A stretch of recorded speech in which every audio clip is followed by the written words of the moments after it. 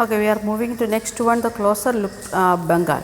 The growth of regional language. We have seen the regional language example with Kerala now, how it is started. The kings they used in their writings also, and they started to translate the Sanskrit text to Malayalam. Like that things we already have seen. Like that how it is developed Bengali language that we are going to see. As we saw at the outset, we often tend to identify regions in terms of the language spoken by the people. Now, if you are looking to Indian states, we have maximum states we can see. Maharashtra, those who are speaking Marathi, Tamil Nadu, those who are people living, those who are speaking Tamil, like that with the language we can understand. So, Bengal also, Bengali is the language with the name of that state or area name. From that itself we can understand what is their language also. So, we assume that people in Bengal always spoke Bengali. However, what is interesting that while Bengali is now recognized as a language derived from Sanskrit, from where it is derived? From Sanskrit. Then, early Sanskrit text first millennium BCE suggests that the people of Bengal did not speak Sanskrit language. How then did the new language emerge? So, in the early text, from that we can understand that Bengali people, they was not speaking even Sanskrit, and we are saying like that Bengali emerged from Sanskrit. How it happened, that we are going to see. From the 4th and 3rd centuries BCE, commercial ties began to develop between Bengal and Magadha, South Bihar, which may lead to the growing of influence of Sanskrit. So, in the before that there was no influence of Sanskrit in Bengal people, and they was not speaking Sanskrit also. They was speaking something else. Then in 3rd and 4th century, that which century? BCE, before Common Era, that time they had developed that commercial means the trade between Magadha, that is in Bihar. So, why it is we are discussing like that, it is not far away, it is near only. Problem is the rivers, the branches of Ganga river and Brahmaputra river, like Hooghly, like that rivers are there. So, it is not easy to travel from Bengal to Bihar side or any other area. It is surrounded by different rivers, Brahmaputra in one side, and don't think the Bengal means the present West Bengal only. No, the Bengal half part it is East Bengal went with Bangladesh. That part also you want to keep in your mind. So, Sundarban and that delta area and that area from the marshy lands are there. From that area they are traveling to other states or other parts of Bihar or other parts of Orissa. It is not that much easy task in that time, because ships and other things was not developed this much. Then next one. Then during the 4th century, that is in the ACE, Common Era, after that one, Gupta rulers established political control over North Bengal and began to settle Brahmanas in this area. So, what we happening, the Guptas, they are taking, where we studied about Guptas in 6th standard, we studied about Gupta dynasty, and Chandragupta Maurya, like that people's name we studied in 6th standard in history. So, the Guptas, they are coming and conquering Bengal, that is North Bengal area, and what they done, they allow the Brahmins to settle down there in that area.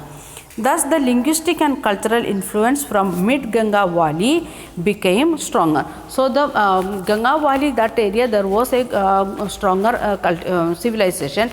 That culture came to Bengal also. So, they are getting the mixing up of the Bengal area, that is the mid of the narrow part of the Brahmaputra as well as Ganga river, and middle that delta area, and another side it is Ganga plain area. Together it is coming and making a new culture there. In 7th century, Chinese traveler Swansang observed the language related to Sanskrit is in use over Bengal. In BCE text we are saying the Bengali people never used Sanskrit, and in 7th century SCE time, after 10 or 12 centuries, we can see that another text that is written by a Chinese traveler, he is saying like that Bengali people they are using Sanskrit related to Sanskrit, not the real Sanskrit, related to Sanskrit, like that they are saying. From 8th century, Bengal became the center of regional kingdoms under the Palas that we have studied already in second lesson. So, between the 4th century and 14th and 16th centuries, Bengal was ruled by sultans who were independent of the rulers of Delhi. Then Delhi Sultanate they was ruling, then afterwards getting the influence of Mughal kings also, that we are going to see. In 1586, when Akbar conquered Bengal, it formed the nucleus of the Bengal Suba. And while Persian was language of administration, because the Mughal people they was using Persian, so Persian was the administrative language, but Bengali was the regional language of that area. Please underline which language was used in the time, means in the 16th and 17th, 15th and 16th century in the time of Mughal kings or the Delhi Sultanate, like that. The which one it was the Persian was the regional administrative language, and Bengali was the regional language. In fact, in 15th century the Bengali group of dialects came to be united by a common literacy language based on spoken language of west part of the region, and now known as the West Bengal. Now we are calling it West Bengal, that is the part of India. Then there we can see the language, those who are loving their own language, they came together and they started becoming made some associations or organization for their language development. Thus, although Bengali is derived from Sanskrit, it passed through several stages of evolution. So, this language started from Sanskrit, but it changed, happened different changes in that by stage. If you are thinking about Tamil, what you are reading in the book of Tirukkural, that Tamil, it is difficult to understand to us, even though we know Tamil well, and it is written in Tamil only. Still it is in Tamil, but that Tamil we can't understand. And what Tamil your grandparents studied, that may be different from what we are studying now. And if you are going to taluk or the district to district, we can see little bit changes in Tamil. Like that in Bengal also, several stages of development of Bengali language we can see when we are going to we are checking the history of Bengali language. Then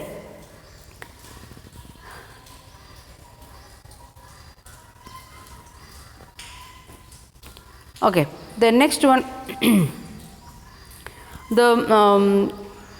also a wide range of non-Sanskrit words derived from variety of sources including the tribal language, Persian, European languages have become part of the modern Bengali language. In the not only in Bengali language, if you are looking to our own language or any one of the Indian language, we can see mixture of different languages. In that tribal languages are included. Then the traders, those who came from different parts, it may be Chinese words may be available, English words are available, then French or Dutch words may be available, then some Hindi words may be available, Urdu words may be available, like that, which people came in our area, settled for some years, like that, for trade purpose or for any other purpose, their languages also we received. Not only Bengali, in most of the Indian languages we have seen that one.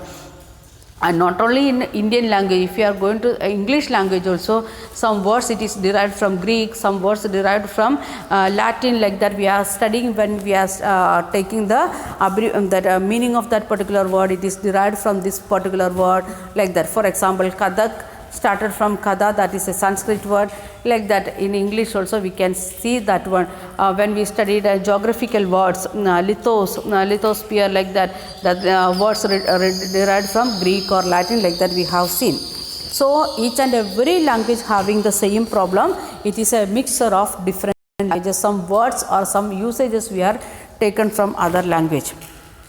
Then we are moving to the history of Bengali language.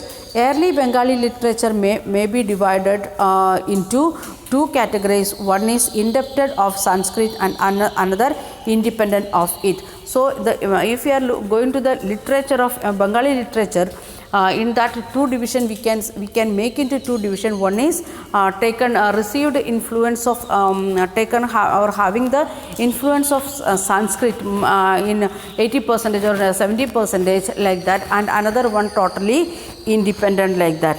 The first includes translation of Sanskrit epics, then Mangal Kavyas or literary auspicious poems dealing with local deities, and the Bhakti literature such as the biographies of Chaitanya Deva and the leader of Vaishnava Bhakti movement. That we have seen the Bhakti tradition and its development. We have seen different parts of India.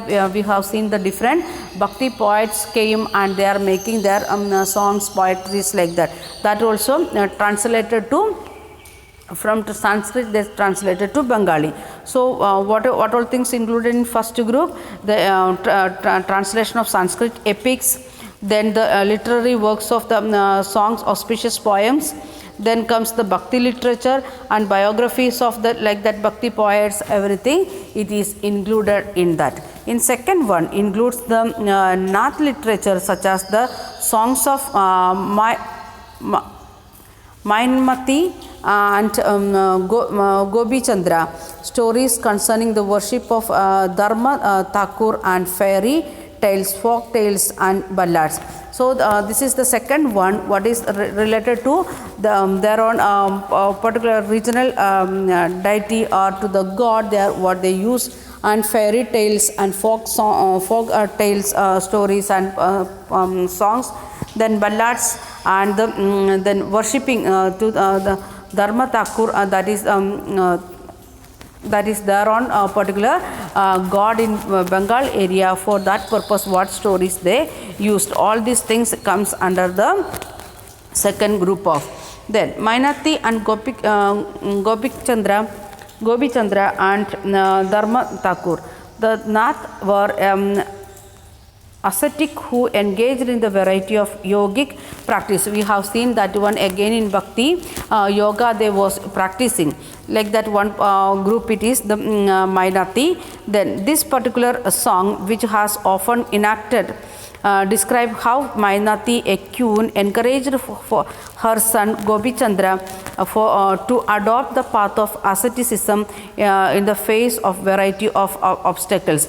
In that Mainati is the mother and Gobi Chandra, that is the son, and mother is advising the child to make the asceticism, pray to God and become the divine like that. They are she is asking for what he want to do. He want to face many obstacles.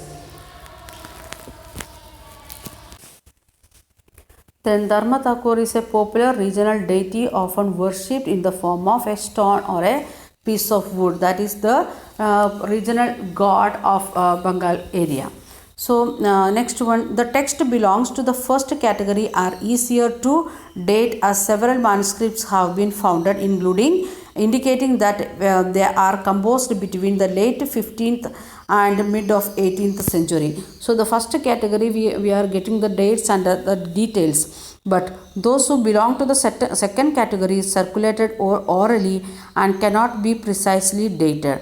They were particularly popular in eastern Bengal, where the influence of Brahmanas was relatively weak. And this one, the second group, it is, we can see ballads and other things, it is developed in the East Bengal area, because the Eastern Bengal, that aside the Brahmanas influence was very less. So they developed like that particular group of people, the Dharma Thakur like that things, it is there in the Eastern Bengal.